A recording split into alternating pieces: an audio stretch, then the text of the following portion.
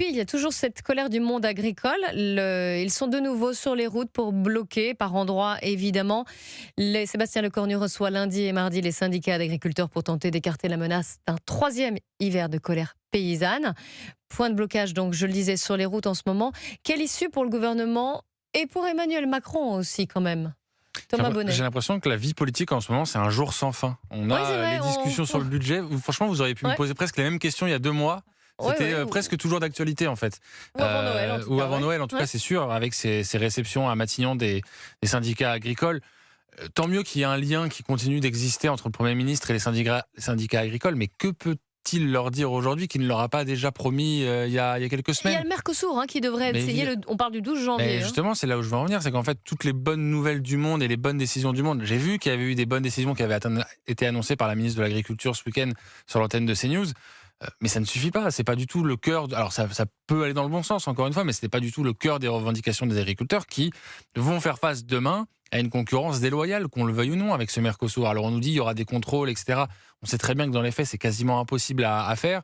D'une part, on ne peut pas aller contrôler les exploitations d'Amérique du Sud, et d'autre part, on sait que les produits vont arriver parfois dans des ports européens, pas forcément français. On n'aura pas du tout la main sur les contrôles, donc il ne faut pas donner de faux semblants à ces agriculteurs.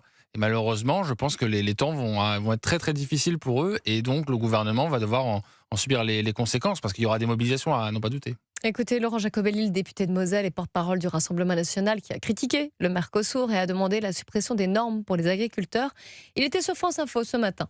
Je dis bon courage à tous nos agriculteurs et tenez bon, parce que cet accord du Mercosur est terrifiant, c'est la fin de l'agriculture française. En fait, le vrai problème, c'est qu'il ne faut pas autoriser l'importation en France de produits qui ne respectent pas les mêmes normes que celles qu'on impose à nos agriculteurs. Et donc, il faut libérer nos agriculteurs d'un certain nombre de normes, notamment des normes que j'appellerais des colodingos, qui sont de l'affichage politique, mais qui au final ne servent pas à grand-chose. Il faut les libérer d'un certain nombre de taxes et d'impôts. Il faut les laisser bosser tout simplement et les préserver d'une concurrence malsaine.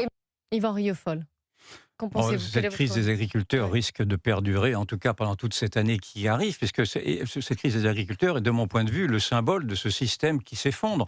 Et le Mercosur avait été pensé précisément en fonction des critères de l'époque, de l'idéologie de l'époque, qui voulait qu'au nom d'un mondialisme heureux, un libre-échange pouvait profiter d'une manière équivalente aux agriculteurs d'un pays ou d'un autre. On voit bien que ce n'est pas vrai et qu'il y a naturellement des concurrences de normes, des concurrences déloyales qui n'ont pas été pensées.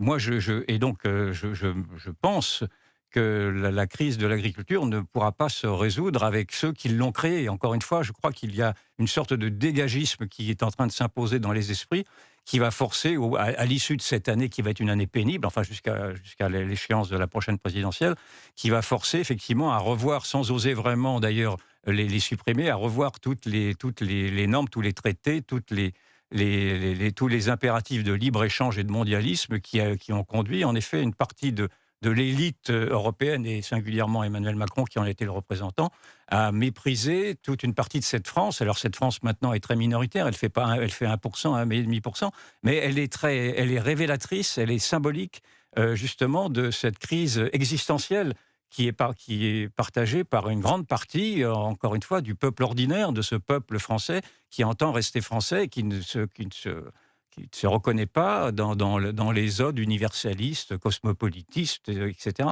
Et donc, je pense que les agriculteurs, d'abord, garderont le soutien de l'opinion, ce qui est une chose, et risquent pendant une année encore de protester contre une incapacité des politiques en place, en tout cas, à résoudre au fond, sinon par des distributions d'aide, etc., leur crise profonde. Il faudra être attentif aussi au salon de l'agriculture qui aura lieu dans 2 mois. Absolument. Thomas Mais je suis Bonnet. parfaitement d'accord avec ce que vient de dire Yvan. Et à mon avis, pour les mois qui arrivent et qui nous séparent de l'élection présidentielle, les questions d'enracinement et d'identité seront cruciales. Et on est là au cœur de ces questions-là. C'est-à-dire que les agriculteurs, les éleveurs particulièrement, incarnent d'une certaine manière cette notion d'enracinement, cet attachement au sol, au terroir, au territoire.